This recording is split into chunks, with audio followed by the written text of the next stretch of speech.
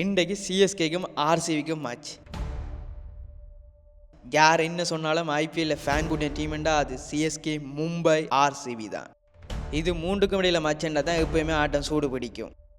இன்றைக்கு மேட்ச் சென்னையோட கோட்டை சிதம்பரம் மைதானத்தில் நடக்க போகுது. இதுவரைக்கும் சிஎஸ்கேயும் ஆர்சிபியும் ஹெட் டு ஹெட்டாக 33 மேட்ச்சில் விளையாடி இருக்கணும். அதில் சிஎஸ்கே 21 மேட்ச்லையும் ஆர்சிபி 11 மேட்ச்லையும் தான் வின் பண்ணியிருக்கணும். போன வருஷம் நடந்த ஐபிஎல்ல ஆளுக்கு ஒரு மேட்ச்சில் தான் வின் பண்ணியிருக்காங்க. இதுவரைக்கும் சென்னை ஃபர்ஸ்ட் பேட்டிங் எடுத்து 10 தடவை ஜெயிச்சிருக்கிறதோடு அவரேஜா 173 ரன் அடிச்சிருக்காங்க. ஆர்சிபி 7 தடவை ஜெயிச்சிருக்கிறதோடு அவரேஜா 157 ரன் தான் அடிச்சிருக்காங்க.